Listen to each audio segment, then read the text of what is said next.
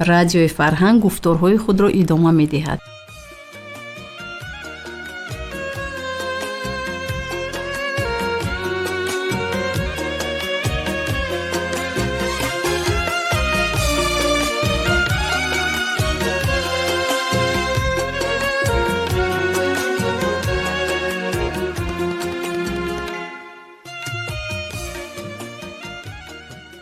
السلام علیکم شنوندگان ارجمند.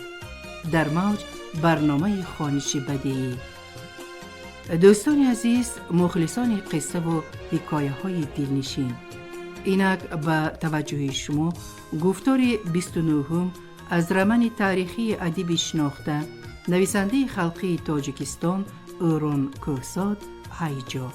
مرحمت گوش کنید.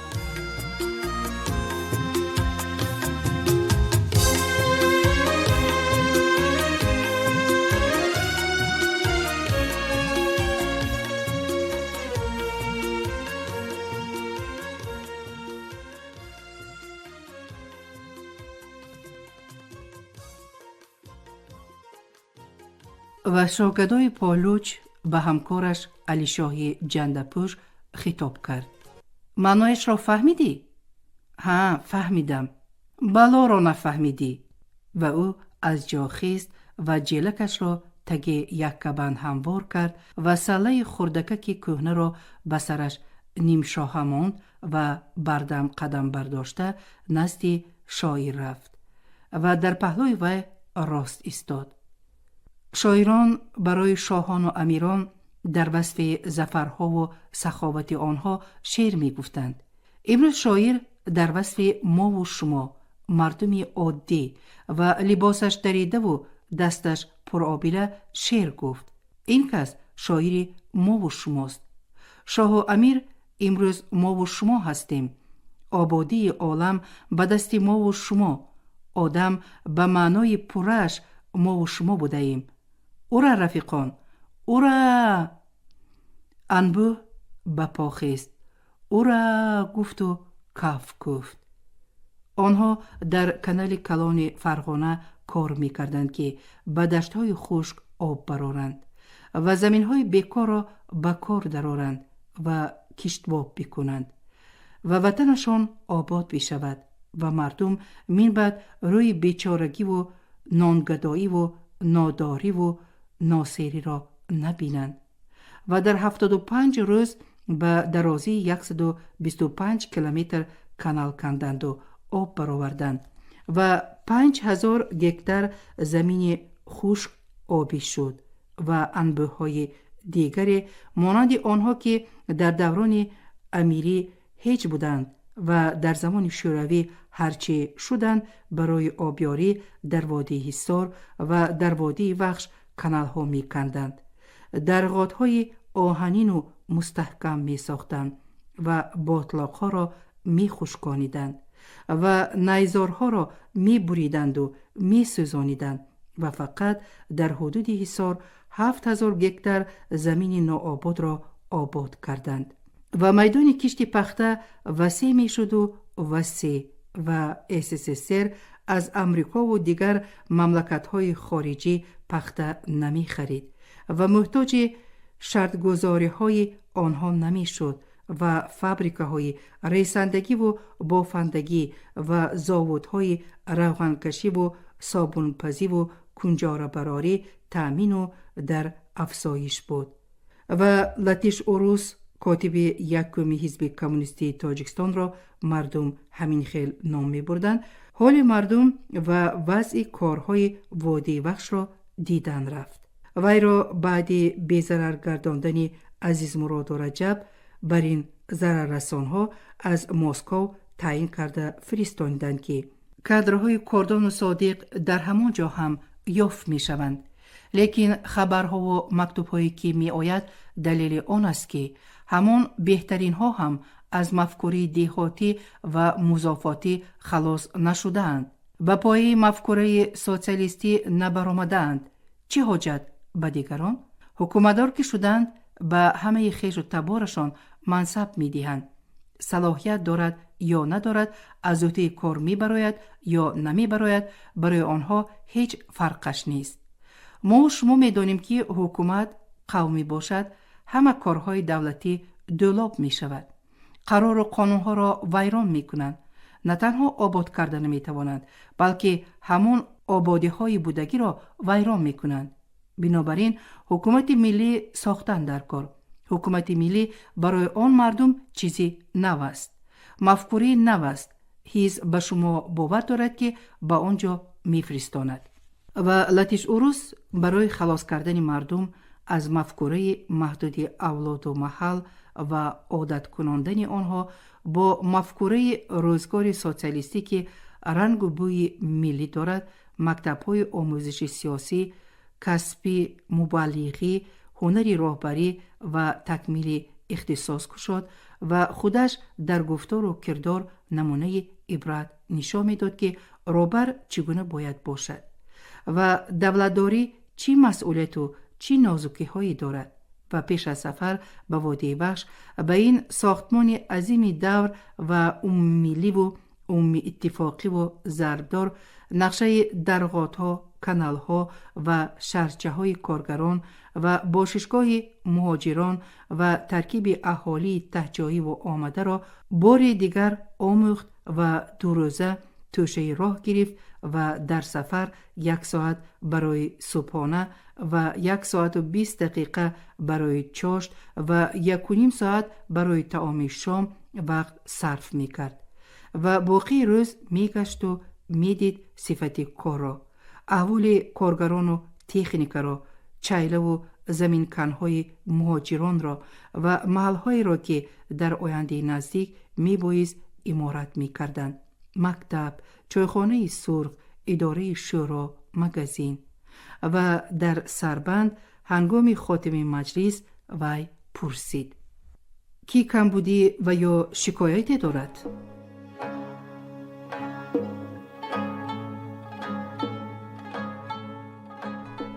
جوانمردی که اندکی پیشتر سری منبر برآمده از نام بریگاد کمسمالان و جوانان وعده داده عهده‌داری گرفته بود که کار 2 روزه را در 1 روز اجرا می کنند، دست برداشت و از جایش خیست. کمبودی نیست، شکایت هم نیست، فقط همین قدرش هست که واسیا و گینه به ما باور نمی کنند. من چند بار به آنها گفتم که جوره ها گاه مونید که 1 ساعت نیم ساعت با اکسکواتور و بولدوزرتون کار کنم، هیچ راضی نمی شوند.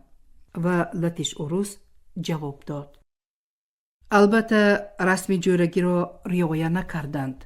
خوب نی، ولی اکسکواتور و بولدوزر هر قدری که وزن گران دارند، نرخشان نیست همان قدر گران. اگر زبانشان را ندانی، زود ویران می شود، از کار می براید. اول خونده زبانش را یاد گرفتن در کار.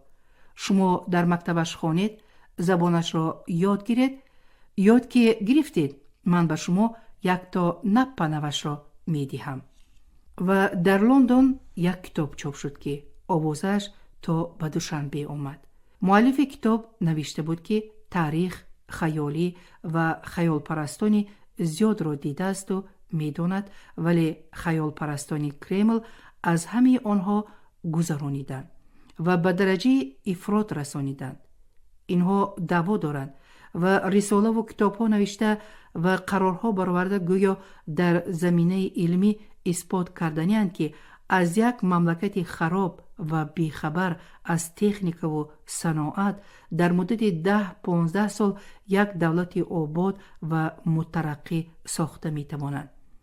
همین قدر کافی است که ترتیبات سوسیالیستی و علاوه بر آن تأمین قوه برق مهیا باشد، در اندک وقت کمونیسم غلبه خواهد کرد. همین خواب و خیال خام به آسیا میانه سرایت کرده است.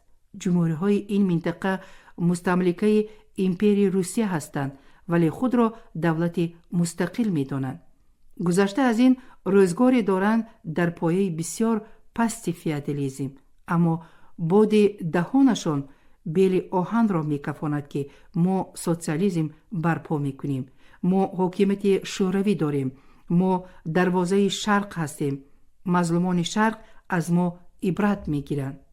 و از مسکو عالمان شوروی به لندن به عالم بورژوازی یک سلسله مقاله نوشته عقیده او را رد کردند که قانونهای طبیعت و جمعیت را نمیداند که زمان غلامداری به دوران فیودالی آورد. فیودالیسم برای کپیتالیسم جای خالی کرد. ناگزیر کپیتالیسم به کمونیسم راه می‌گشاید و در زیر هر یک مقاله از 5 تا 7 اکادمیک امضا ماندند.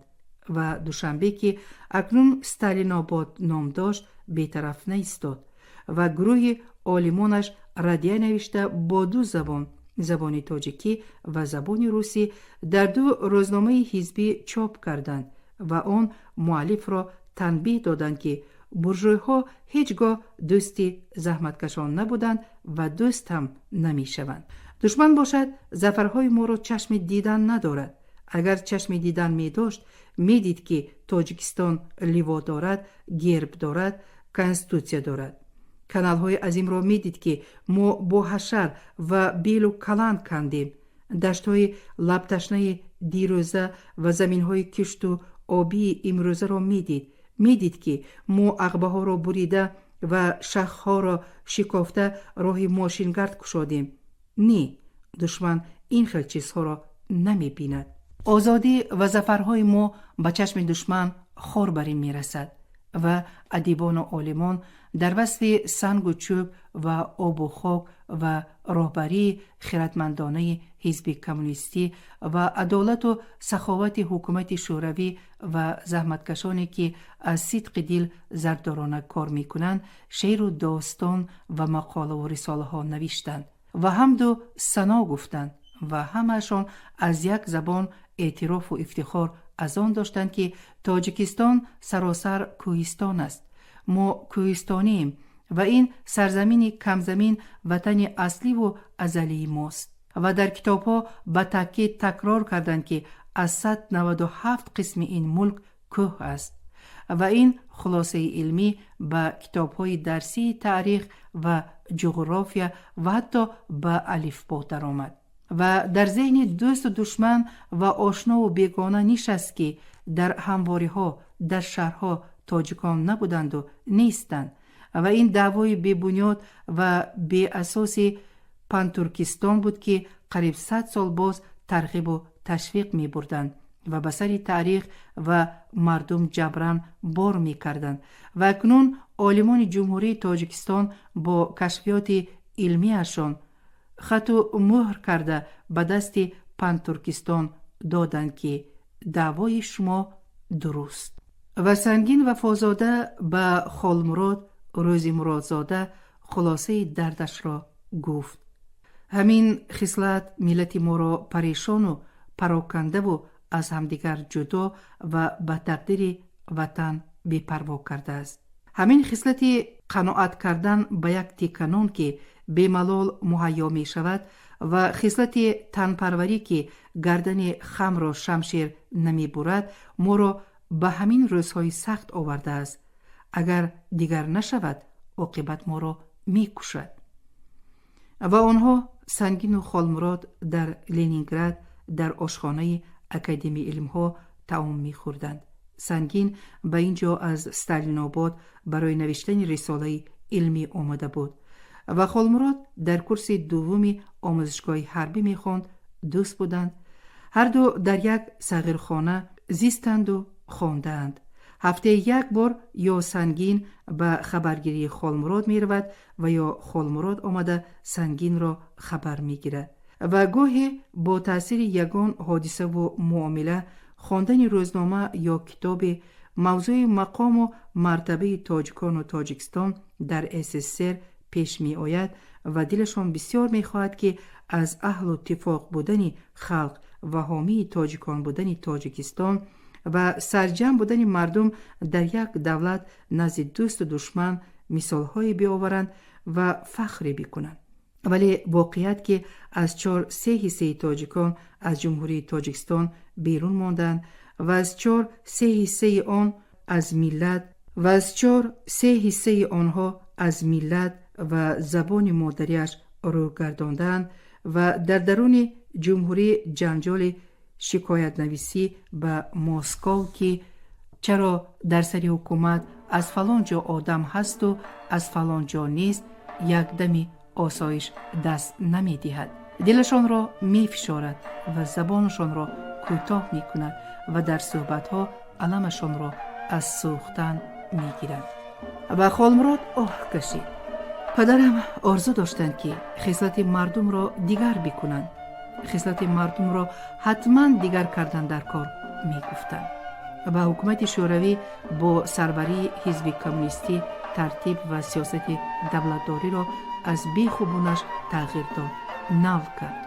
حکومت میراثی نیست، انتخابی است و ثروت‌های روی زمین و تگ زمین مالکیت شخص‌های علاهیده نیست، مالکیت جمعیتی است. و در تلاش از ریشه‌اش تغییر دادن و نو کردن خصلت انسان قرار و قانون‌ها می‌برآورد.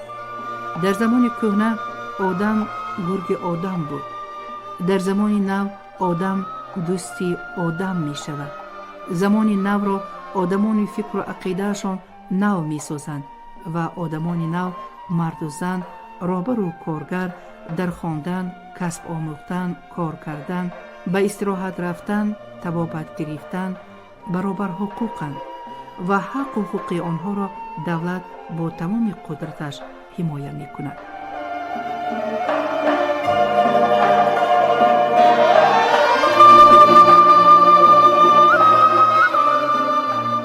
و در SSR سوسیالیسم پیش پا خورده و گاهی به تندروی افتاده در رفت کار برخیسته و سالارانه به اصلاح رسانیده راه رسیدن به کمونیسم را کوتاه می‌کرد.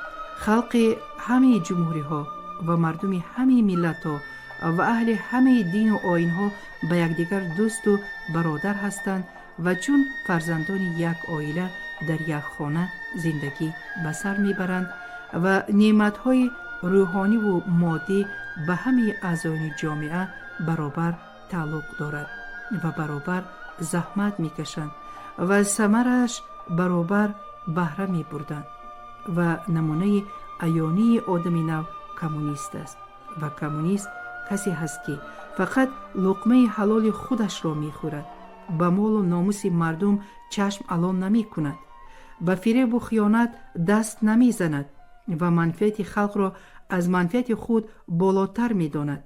به غون آوردن پول و مال مشغول نمی شود و قصر و کوشک نمی سازد و یک کرته زیادتی داشته باشد به نفری بی کرته می دهد و آدمی که چنین خصلت‌ها و چنین صفت‌ها ندارد وی کمونیست نیست.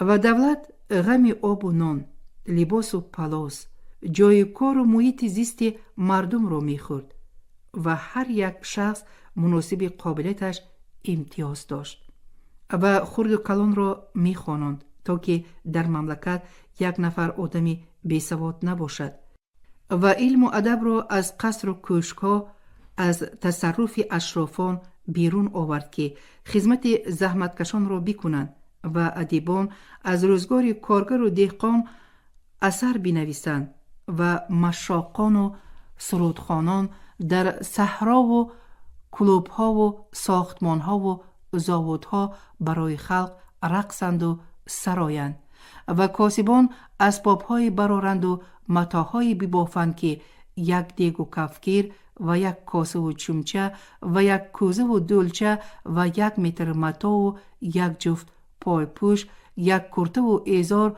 آنچنان بداشت باشد که سالها خدمت بکند و دیر شکند و دیر درد. و در آسیای میانه زنها گلخنها افروخته فرنجی سوختند. آخرین نشانه زمان فئودالیسم را سوختند و اولین زنهایی را که در این و آنجا در معرکه‌های آزادی زنان به میدان برآمدند فرنجی از سر گرفته به کام علنگی آتش پرتافتند. رئیس شورای دهه بریگادیر بریگاد شاهی بافان مدیر شعبه بچه‌ها در اداره میلیسه خلقی تعیین کردند و حکیم موری را که 2 زن گرفته است به محاکمه کشیدند و صف حزب برآوردند و به حبسخانه فرستانیدند و زنهایی را که در استحصالات پیش قدم شدند به دیپوتاتی در شورای محلی و شوراهای ولایتی و جمهوری و شورای عالی SSR پیشبری می کردند و دیپوتات شورای عالی SSR رئیس کمیته اجرایی ولایت لنین‌آباد مستوره در روزنامه پراودا مقاله چاپ کرد که فرنگی باری گران است، نیست کرده شود و برای دستگیری فکر او 850 مجلس آراستند و 35,000 زن اشتراک کرد و در عرصه جهان آبرو و اعتبار و احترام اتحاد شوروی از روز به روز می افزود و رنجبران روی دنیا هوس می کردند که باری به SSR آیند و عدالت و سخاوتشان را با چشم خود ببینند و یک دمی از هوای آزادی نفس بکشند و در دل آزادی خواهان و عدالت جویان و ستمکشان آرزوی چنین ایدئال ها را پیش بردن و دولت به مثل حکومت شوروی برپا کردن و در وطن خود به مانند مردم شوروی آزاد و آباد و فراوان روزی گشتن و زیستن جوش میزد و در ایران و در عراق و در هندوستان و در چین و در اروپا و امریکا و افریقا صدای آزادی بلند می شد و حزب‌های خلقی، دموکراتی، سوسیالیستی، کمونیستی تأسیس می‌یافت و دعوت می‌کرد رنجبران وقت آزادی ما رسید و برای به آزادی رسیدن مبارزه ها می‌بردند، مبارزه های غایوی، مأموری، انقلابی و نانی و جانی.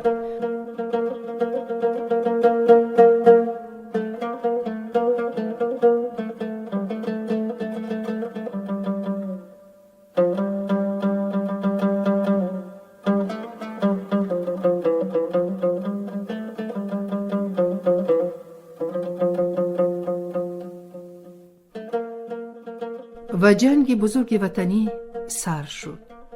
22 ماه ایلون سال 1941 گرمانی فاشیستی عهد دوستی که 2 سال پیش با SSR بسته بود خائنانه شکست و هنوز صبح ندمیده بود که با تمام قوه حربی و تبلیغاتیش غافل به دولت شوروی از زمین و از آسمان یک باره هجوم کرد و فقط روز و ساعت این هجوم مسلحانه ناگهانی و غافلگیرانه بود، وگرنه از روزی که انقلاب کارگر و دهقان غالبیت به دست آورد چنین ظفر به چشم سرمایه‌دار و سرمایه‌جو و سرمایه پرستان یک خاری 40 سره شد که پیوسته از هر طرف خلیده می ایستاد و آنها به کمونیسم و غایه های کمونیسم و بای کمونیستی نام نهادند و دائم در فکر و در تلاش نیست و نابود کردن آن وقت و قوه را دریغ نمی داشتند و چنان که دلشان می سوخت در گهواره بوغی کردن و کشتنی بودند، اما نتوانستند و ترتیب روزگار سوسیالیستی در رشد بود و به کمال می رسید و با وجود آمدن هر یک حزب آزادیخواه در دیگر دولت‌ها یک خشت از قصر کپیتالیسم و امپریالیسم می‌کند و با هر راهی که باشد پیش این وبا را گرفتن برای آنها شرط و ضرور بود، مسئله حیات و مماتشان بود و رقابت شدید بود بین 2 ترتیب جهانداری و 2 غایه جهانبینی و اندرون این رقابت شدید اقتصادی، حربی، تکنیکی، معیشی در پس انقلاب روزگار سوسیالیستی در گرمانیا ترغیبات فاشیستی سر قدرت آمد و فاشیستان بر چنین عقیده بودند که ملت نیمیز از نژاد پاک است و دیگر ملت‌ها نژاد ناپاک دارند و نیمیزها از روح پاکند و دیگر خلق‌ها از مشت خاکند و تقسیم خاک جهان در این زمان نادرست و بی‌عدالتانه صورت گرفته است و ناپاکان باید در اطاعت پاکان باشند و مشت خاکان برای خدمت به روح پاکان آفریده شدند و بهترین قطعه های خاک روی زمین باید در تصرف نیمیس ها باشد. و برلین با مسکو یک حجت گرگاشتی امضا کردند که دوست هستند و مسکو به دولت های نزد بالتیک درآید. برلین دخالت نمی کند و برلین پولشا را گیرد، مسکو شریک نمی شود.